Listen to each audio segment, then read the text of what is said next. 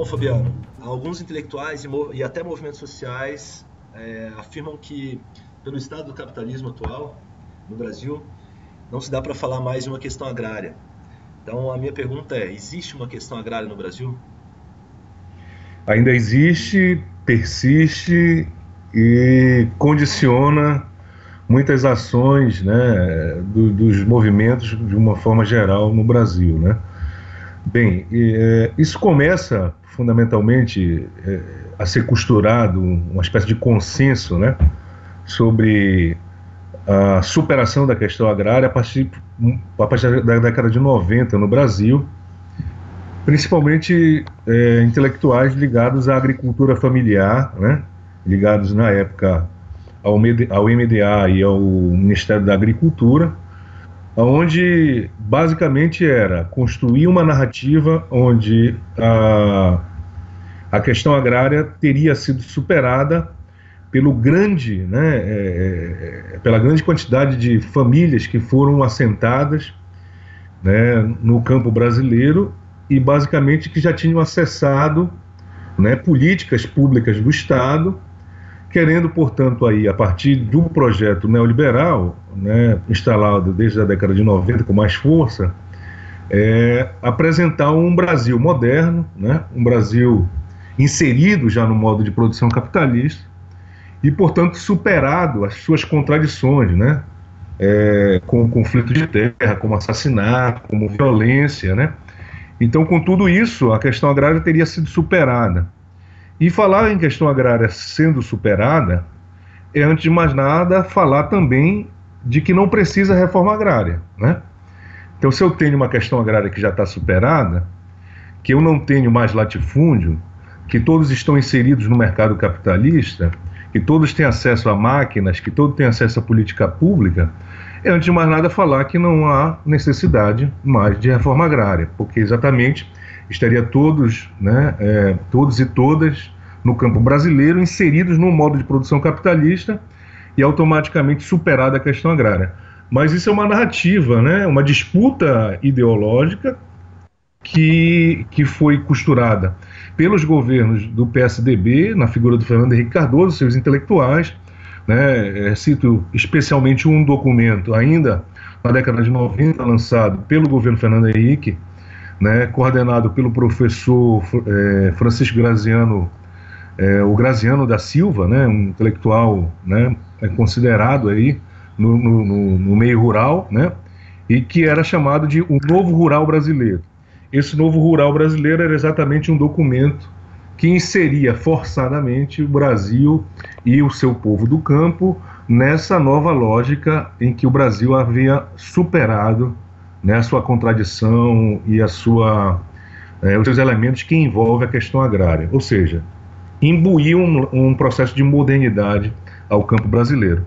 Mas pelo que a gente viu, né, pelo desdobramento desse processo, se a gente for contabilizar, né, desde de 2003 para cá, a gente tem aí quase 1.000 mortes, 700 e poucas mortes, né, de assassinatos no campo brasileiro. Só aqui no Pará, num município chamado Anapu, que eu acompanho, né, o município, por exemplo, onde o padre Amaro foi preso e agora, né, recentemente foi solto, onde a irmã Dorothy foi assassinada. Só nos 3 últimos anos foram assassinadas 16 lideranças de trabalhadores nesse município da Transamazônica, só no município aqui.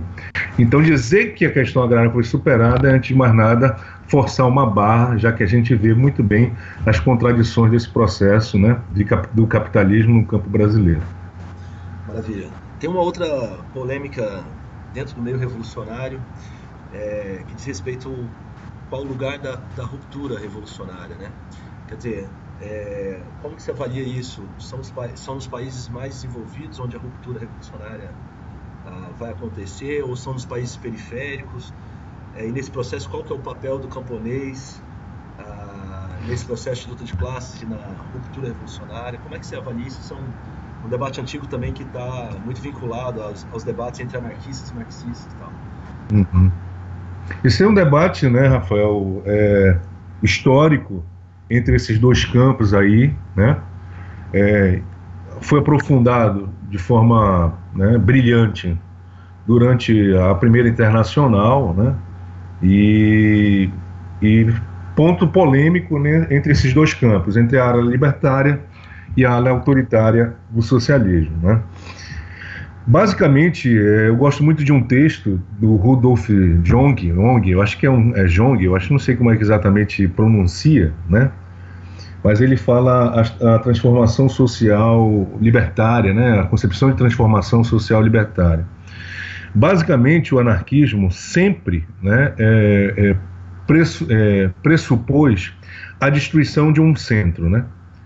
Então, toda a força de mudança por trás da transformação social estaria na periferia, né? Exatamente aonde o chicote seria mais pesado, digamos assim, utilizando uma expressão mais coloquial. E, nesse sentido de superar essa centralidade, e aí eu falo centralidade não só, né, num espaço econômico, mas num espaço político também, né? O Estado, o partido político, né? O modo especificamente de produção capitalista, isso tudo para ele seria um espaço central. E a transformação social libertária estaria exatamente na periferia desse modelo, né? Ou seja, em vez de privilegiar, né, um setor urbano industrial, né, onde as forças produtivas do capitalismo estariam mais avançadas, como grande parte do pensamento do Marx e depois dos próprios marxianos, em torno dessa questão, privilegiam, centralizam e priorizam esse debate, né, a concepção libertária, anarquista, parte desse pressuposto periférico de destruição do centro. Então, um sujeito é fundamental para isso. Né? Quem é o sujeito? O sujeito que está exatamente na periferia, está na franja desse sistema, que é o campesinato. E para além do campesinato, quando a gente trata de América Latina, a gente está tratando de povos, né, povos do campo. Esses povos do campo podem ser indígenas, né, ribeirinhos, peconheiros, agricultores, né, quebradeiras de coco, fundo de pasto, enfim. Essa gama de sujeitos, elas estariam por detrás, exatamente nessa franja e, portanto, buscando a necessidade de destruir esse centro. Então, são duas concepções, né, diferentes de entendimento de superação do modo de produção capitalista, né? Por um lado, eu tenho esses marxistas, principalmente de cunho leninista, né, e mais ortodoxo, digamos assim, que buscam essa centralidade para que exatamente possa superar esse capitalismo. Alguns dizem, inclusive, que para a Amazônia, para superar essas contradições na Amazônia, a própria violência, é preciso que o capitalismo se consolide na Amazônia, primeiramente, para que depois a gente possa superá-lo, né? Ou seja, é preciso...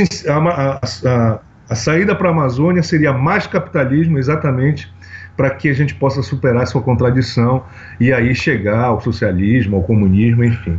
A gente pressupõe de mais nada que essas forças periféricas que estão na franja do modelo precisam fazer uma ruptura com essa centralidade. E essa centralidade, repito, não é só econômica, não é só do modo de produção, é também política, cultural, né? E que passa exatamente pela eliminação das correias tradicionalmente colocadas para a hegemonia junto a esses povos, como, por exemplo, partidos políticos, institucionais, Estado, né? Estado e as suas diversas ramificações institucionais que acabam segurando o processo opressivo do povo. Então, essas forças por detrás estariam no centro da estratégia libertária. Ou seja, os povos do campo, portanto, são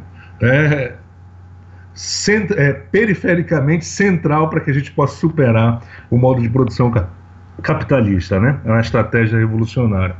Então, o lugar do camponês é um lugar privilegiado nessa construção, né? De um novo projeto, de um novo modelo, e para além do camponês, os próprios povos do campo.